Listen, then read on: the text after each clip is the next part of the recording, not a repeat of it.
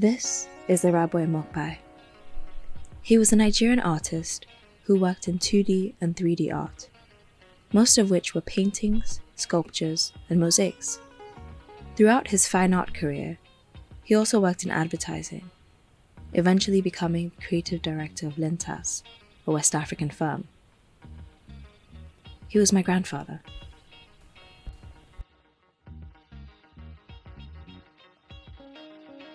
From his arrival in Lagos in 1954, newly married, Emokpae proved himself to be a purposeful and versatile artist.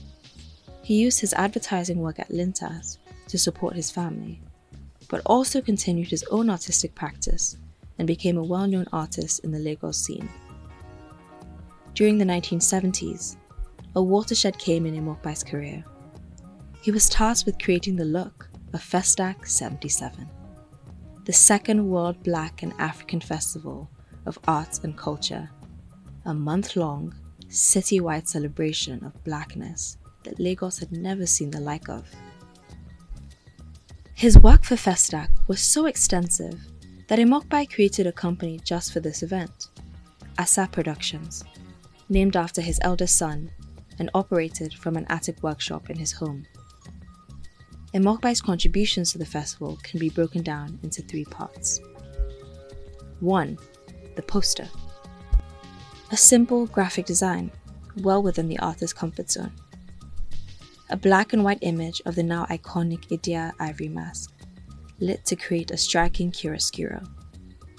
Around this is the official title of the festival, and above is its nickname, FESTAC 77, both written in fonts that Emokpae designed himself. It's simple and effective. Emokpae chose the image of Queen Idia not only because of its beauty and powerful gaze, but because of the subject's significance in Edo culture and how unknown this piece was in the wider world. Queen Idia was the mother of Oba Esige, ruler of Benin from 1504 to 1550. She was a warrior so formidable that her son gave her the title Ioba, meaning Queen Mother, and built her Yoba, Palace of the Queen Mother, just outside Benin City. Unfortunately, the ivory pendant mask of Queen Idia, a prized component in the Oba's regalia, was looted by the British in 1897. The Nigerian government tried to negotiate the return of this mask for FESTAC, but was denied access. Here's a few words Emokpae had to say about that.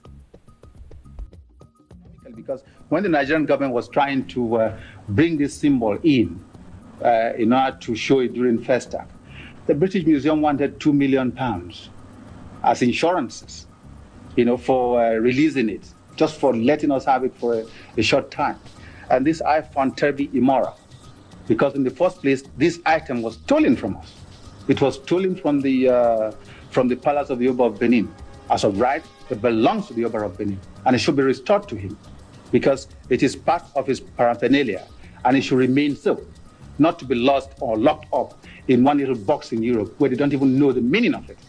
They only appreciated the aesthetic attraction, the value of it aesthetically, but they do not understand the spiritual value of that piece of work. And I think rightly that that work should be returned. You can tell this meant a lot to him. A son of Ewekagosadoba of Benin, Emokpae was extremely proud of his Edo heritage, so much so that he took a treasured piece of Benin culture and presented it as a symbol of universal blackness across the globe. 2. The National Arts Theatre. As a member of the Society of Nigerian Artists, Emokpae was among a group that campaigned for a national theatre and a national gallery. In the lead up to FESTAC, their wish was granted. A theatre was commissioned by Yakubu Gowon's regime and completed under Olusegun Obasanjo in 1976, just in time to be opened during the festival. The theatre is a unique building, designed by Bulgarian construction company Techno Expostroy to resemble the Palace of Sports and Culture in Varna. Its sickle shape is widely viewed to echo that of a soldier's cap, a reminder of Nigeria's past as a military government. This theatre was to be the cherry on top of the new landscape that emerged in 1977, with the creation of a housing village for foreign guests, in a district that is still called FESTAC today. Emokpae's role in all of this was to adorn the theatre's facade. The first of these adornments is a frieze, which wraps around the building. Depicted in this relief sculpture are abstract designs and clusters of black bodies, culminating in the centerpiece, a carving of Queen Idia, flanked by two sections of a golden world map. Underneath this are the mosaics. The theatre has 4 entrances, and 2 mosaics at each. Emokpae created 6 of these. These ones I see as depictions of energy, or something cellular, the building blocks of life, something that symbolizes energetic origins. Circles of red, black, blue, yellow, green, white, all floating in glittering gold fluid, like a celestial bloodstream. This is a celebration of sound. On this side are those circles from before, shifting into pointed shapes suggestive of traditional masks. These curvilinear shapes flatten out into colorful lines, emerging in its twin mosaic here, and this shape that looks like the mouth of a trumpet. I interpret these more linear forms as a visualization of sound. These 2 mosaics seem to be an allegory of the creation of music. Now the last 2. An abstracted figure bangs on a drum, and even further abstracted shapes suggest human forms in motion. This mosaic is paired with another, in which form has again been broken down to suggest movement through long curved lines and contrasting colors. All 6 mosaics show progression, from nascent life to the birth of music, to here, movement and dance. All the mosaics and the frieze were created in situ, which means Emokpae needed a studio nearby. So he established an open-air courtyard workshop on the theatre grounds, which he continued to use after the completion of his work there. The workshop is still used by a community of painters and sculptors today. Works of his and other prominent artists of the time are still on display in the theatre's galleries as part of the national collection.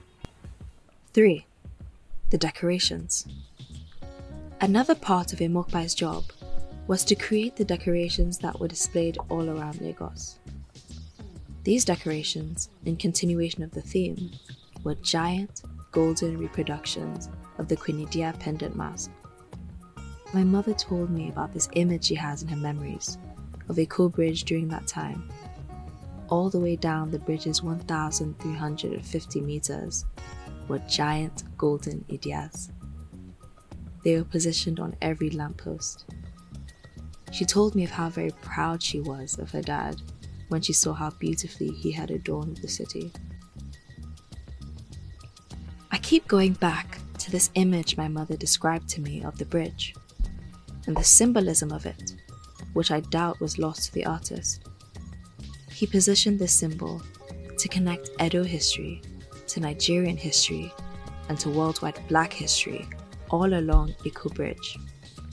A symbolic bridge on a physical bridge, overlooking the shiny new theatre that boasted a frieze that linked Idia to the whole world. You can almost taste the optimism.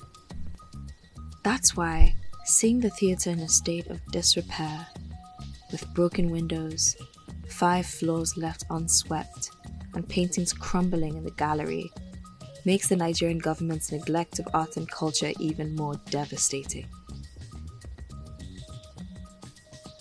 My grandfather died young. In 1984, a few months shy of turning 50. I wish he had lived longer and I could have met him. But I'm also glad that he'll never see what has become of his labor of love. To be honest, I'm embarrassed that I showed how derelict the theatre is to those of you who aren't Nigerian. But if there's anything the last few months have taught me, it's that I don't need to protect Nigeria's image. All our dirty secrets should be aired. I see murals around Lagos with depictions of the theatre's facade, proudly displaying it. But you never see close-ups, never the interior. It's like the government's trying to trick us, boasting about their beautiful theatre from afar, but never up close, so they don't have to see the product of their neglect, the way they are slowly destroying beauty. I imagine what it must have felt like at the theatre's grand opening, what it must have been like to witness the electricity of its first performance, how my grandfather would have felt seeing the fruits of his labor taken in by what must have seemed to be every black person in the entire world. I imagine all this, and it only makes our present reality all the more depressing. I know things were far from ideal back then. Not everyone was on board with FESTAC. Wole Soyinka thought the whole thing was reductionist, and Fela thought it was a scam. In 1966 and 77, when the festivals took place in Dakar and Lagos, it was probably even harder being black. But it looked like they had a sense of optimism that seems a bit impossible nowadays. It must have felt like they were going somewhere. And it sucks to realize that we've moved so little.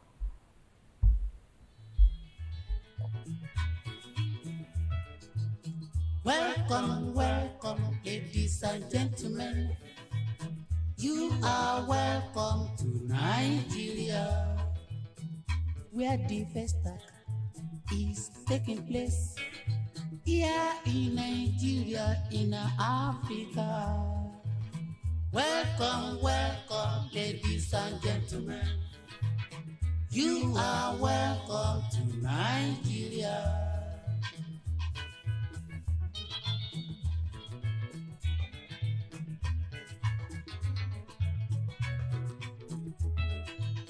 Welcome, welcome, ladies and gentlemen.